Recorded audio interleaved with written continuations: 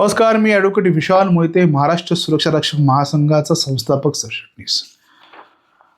Insurance जो आहे तो हा प्रत्येकाचा अधिकार आहे. आम्ही सुरक्षा रक्षक महासंघातर्फे वारंवार मागणी लावून धरतोय की एम्प्लॉई डिपॉझिट लिंक्ड इन्शुरन्स हा आम्हाला तात्काळ लागू करा. बरं, त्याच्यावरती बेनिफिट काय की 7 लाख रुपयाचा इन्शुरन्स हा आम्हाला मंडळ करून देणार आहेत अगदी 1% लेवीवरती. बरं, ही तरतूद आहे, शासनाची तरतूद आहे. आम्ही वारंवार भांडतोय तरी ती लागू करत नाही.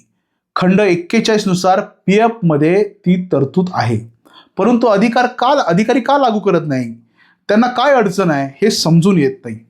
त्या उपरांत ग्रॅज्युटी जे उपदान म्हणतो त्याच्यावरतीही 2 लाख रुपयाचा विमा उतरवण्याची तरतूद आहे. पण ती तुम्ही प्रायव्हेट उतरा, LIC मधून उतरा, कुठूनही उतरा, पण तो उतरवला जात नाही. त्यामुळे सुरक्षा रक्षकांचं फार मोठ्या प्रमाणात नुकसान होत आहे. समजा कोणाला काही झालं अचानकपणे तर निदान ते 7 आणि 2 साधारणपणे असं मिक्स होऊन एक 8-9 हाताची रक्कम त्याच्या हातामध्ये त्याच्या वारसांच्या येऊ शकते.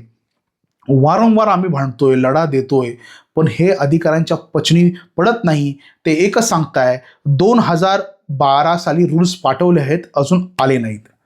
2012 आज 13-14 वर्ष झाली. जर ते होत नसेल तर अधिकाऱ्यांचं हे नाकारतेपण आहे. तुम्हाला एका महिन्याचा पगार अधिकारी जर आला नाही तर तुम्ही डोक्यावरती सगळ्या लोकांना घ्याल, परंतु 2012 पासून पेंडिंग आहे. त्याबद्दल तुम्ही शासनाने कधी पत्रव्यवहार केलाय का? पगारासाठी तुम्ही भांडता, तुमच्या सोयीसुविधेसाठी भांडता. तुम्ही एवढा पगार कशासाठी घेता? तर आमची सेवा, जनतेची सेवा करण्यासाठी घेताय, मंडळाची सेवा करण्यासाठी घेताय, पण ती सेवा तुमच्याकडे होत नसेल हे दुर्दैव आहे. जर बँक ऑफ बडोदा जर तुम्हाला व्यवस्थित म्हणजे पगारधारी जे लोक आहेत त्यांचं एक सॅलरी अकाउंट असतं आणि बँक ऑफ बडोदा जर आपल्याला व्यवस्थित सर्व्हिस देत नाही तर इतर बँका खुल्या आहेत ना. कॉम्पिटिशन आहे, बँक ऑफ इंडियाला पाचारण करा आणि चांगलं सॅलरी अकाउंट आणि चांगलं पॅकेज देण्यासाठी त्यांना सांगा. या उपदानाची एक गंमत आहे ग्रॅज्युटीची.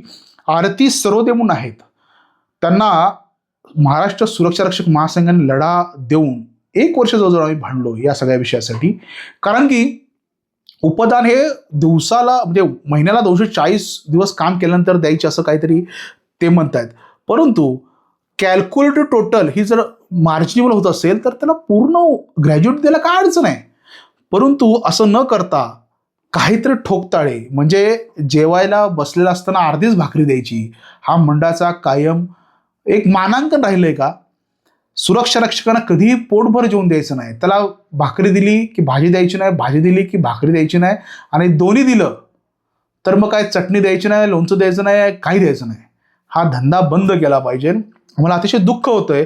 वारंवार आम्ही सांगतोय की एम्प्लॉई डिपॉझिट लिंक्ड इन्शुरन्स तुम्ही लागू करा, उपदानावरती इन्शुरन्स लागू करा, पण तो का करत नाही? आरती सरोदे या सुरक्षा रक्षकाला आम्ही 60,000 रुपयाचा फायदा त्याच्या जो DA वरती, बेसिक DA वरती 2000 पेंडिंग होता उपदान, ते आम्ही मिळवून दिलंय. सुनील गायकवाड म्हणून एक सुरक्षा रक्षक आहे, त्याला 9 वर्षाची दिली ग्रॅज्युटी. त्याने काम केलं जवळजवळ 13 वर्ष, पण ग्रॅज्युटी दिली 9 वर्षाची. अशा प्रकारे त्याला 50,000 रुपयाची एक्स्ट्रा ग्रॅज्युटी देण्याचं काम केलं. त्यामुळे हा जो सगळा अन्याय सुरक्षा रक्षक मंडळ करतंय ग्रॅज्युटी आणि PF संदर्भात, मला वाटतं अतिशय शर्मेची बाब आहे. केंद्र सरकारचा निर्णय असेल, तुम्हाला सूट मिळाली असेल, परंतु तुम्ही ते लागू करण्यात कचरता काय? तुमच्या खिशातून तर तुम्हाला द्यायचं नाही, फक्त मानसिकता नाही. मला वाटतं अधिकाऱ्यांनी मानसिकता बनवायला पाहिजे आणि आम्हाला ह्या गोष्टी दिल्या पाहिजे, कारण तो आमचा हक्क आहे. जर तुम्ही हक्क देणार नसाल तर आम्ही हिसकावून घेतल्याशिवाय राहणार नाही. एवढंच बोलतो, थांबतो. धन्यवाद.